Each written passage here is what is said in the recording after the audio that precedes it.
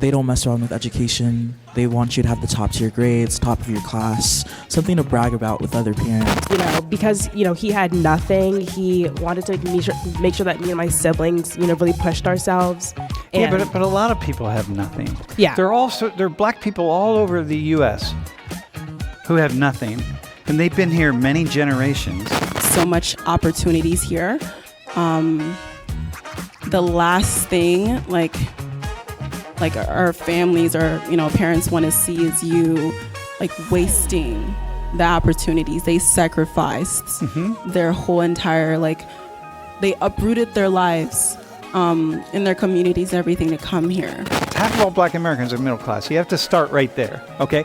But the idea that always we're talking about black poverty, black exploitation, black discrimination, black social, that we need, you said it, you used the word social justice, right? We need social justice, black people, social justice. And I'm like, when my parents got the chance to tell us about the history, that's what we should learn. We learn about both Kenyan history and American history, because they told us when people see us, we're black or black American.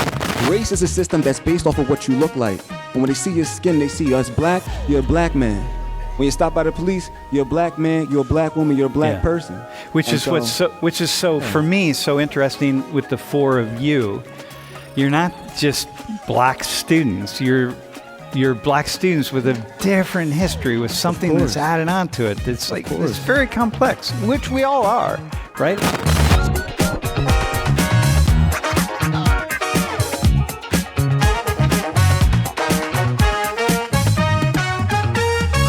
The number of African U.S. residents who immigrants from Africa, it's not, we're at 2 million at this point. I mean, the numbers are just going, and 1 in 5 black people in the U.S. are immigrants from either Africa or the Caribbean, which is pretty significant, man. Very significant. So this is you all represent a very large and growing population. So go to the next slide. Bachelor's and graduate degrees. So of people who are 25 and older in the United States who have either a bachelor's or a graduate degree, okay? 42% of immigrants from sub-Saharan Africa, that's like you all, 42% have at least a bachelor's degree. In the U.S. population, overall, it's 38%. Look at Nigeria's number one. 64% of people these two people right here, these first gen and second gen Nigerians, 2/3 of any Nigerian you meet 25 or older has at least a bachelor's degree. Okay?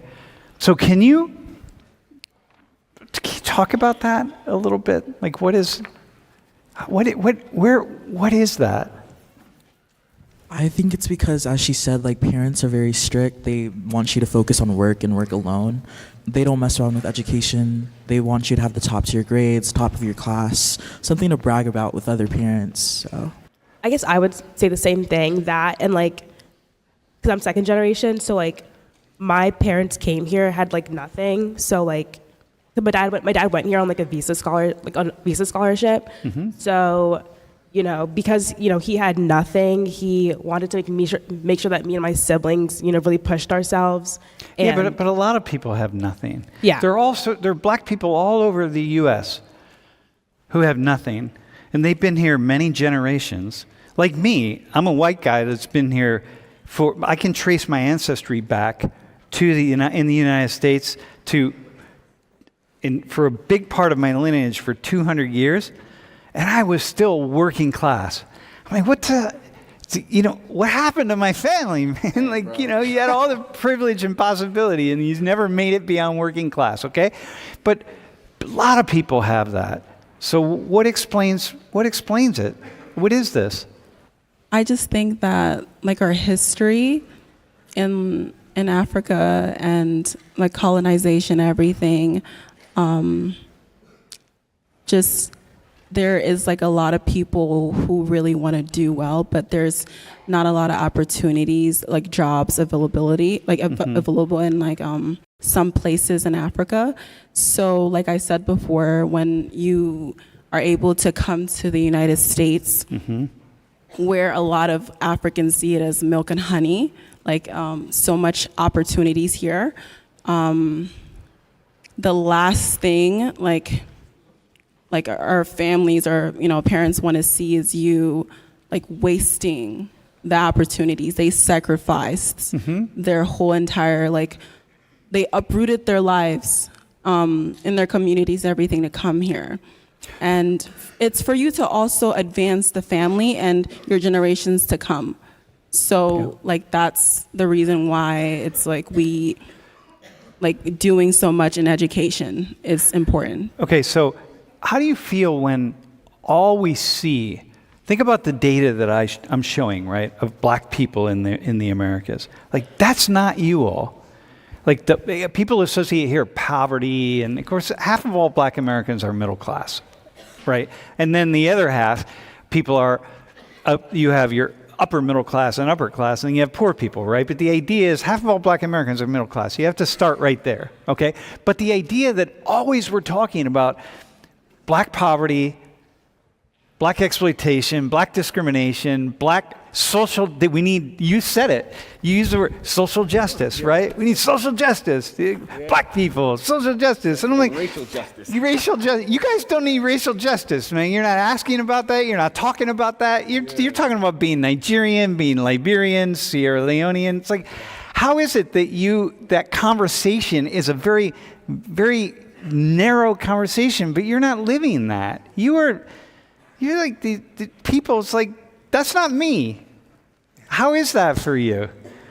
Our parents told us that there's more more important things to worry about. It's just not noticeable when minor racism or anything happens towards us. So that's not your history. Yes. Yeah, you have a different history. So you have U.S. race relations history.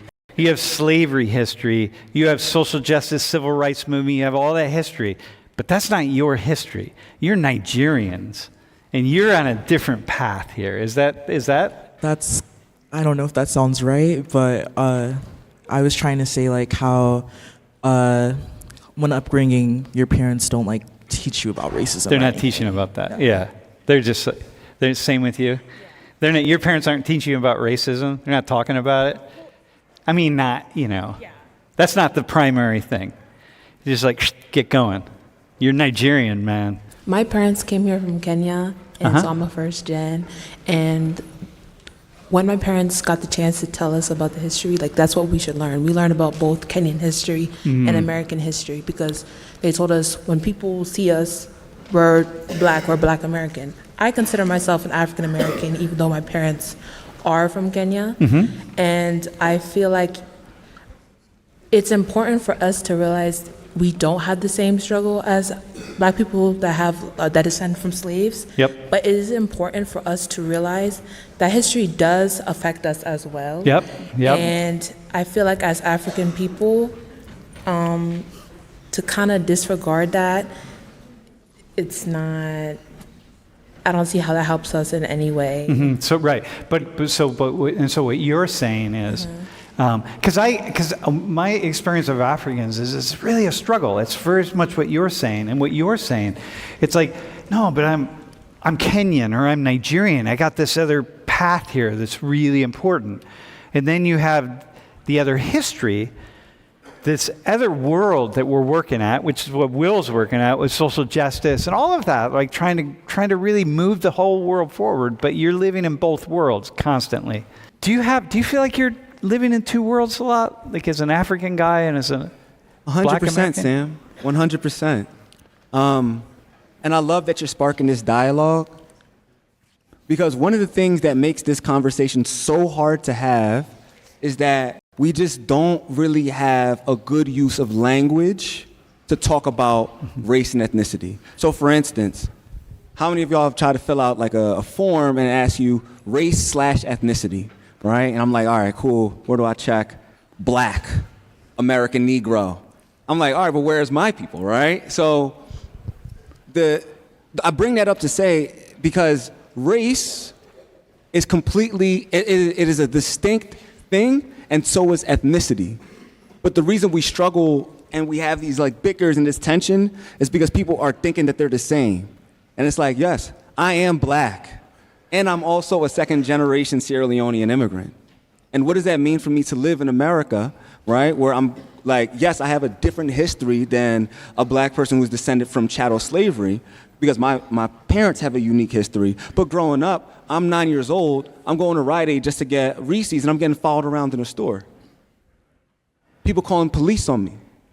So it doesn't matter, right? So it doesn't matter because, as the young woman said over here, race is a system that's based off of what you look like. And when they see your skin, they see you as black, you're a black man. When you stop by the police, you're a black man, you're a black woman, you're a black person. Which is for me so interesting with the four of you. You're not just black students. You're black students with a different history, with something that's added on to it. It's like it's very complex, which we all are, right? Exactly. Hey, really fast. Gee, can you go back? I have another question for you. When you see that 49% like Kenyans, so this would be your parents, your aunts, your uncles, everybody you know, 25 and older, will be you pretty quickly. That 1 in 5, 50% of all Kenyans 25 and over have a college degree and very often a master's or a PhD. How do you feel as a Kenyan when you see that? I feel really proud because when we go back to Kenya, like I've been like 8 times, the percentage of Kenyans that are educated in Kenya, it's smaller than this. Mm-hmm. So I would say I'm really proud that we're like in America, that we have a big percent of us that are doing well. Yeah. So Yeah. And when people, and so for all of you, like when people just put you in categories, because like you're so highly educated, right? Mm-hmm. And then to put you in these categories of people, we're like, oh, you're black. You're being followed around at the CVS or Rite Aid or whatever because you're being put in a category of poor, high crime, all of this stuff. It's like, come on, man. 2 out of 3, like your whole family, everyone, like the 2 of you, you know what I mean? You're so that's like, it's such a different. I think as part of this conversation is to open that up a little bit, to say, man, constantly. So how is it for you then to just constantly see all of the data? I want to go back to this question. The data about black people and poverty. Black people, poverty. Black people, poverty.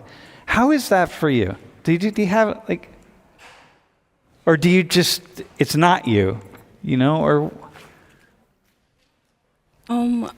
I think like what you said, it kind of groups when you said you're filling out like an application, it only says African American or black, and it kind of groups everyone in one. I mean, I know they can't put every ethnicity on the list, but it makes like people in general to just judge you like based on your like appearance, because they just assume that that you're black or they assume certain things about you. Exactly. Like you're black, and that means that you're like this and you're like that. So No, and we have that, right? Like for me, growing up in the working class, and now I'm a college professor, so people just, you're going to see me, and you're going to be like, oh, this guy, this white man college professor. I'm like, no, man, like Lori's mom cleaned houses. Her dad's an electrician. My mom was a secretary. My dad worked in a factory. It's like, I'm working class, man. So, but people see me in a certain way.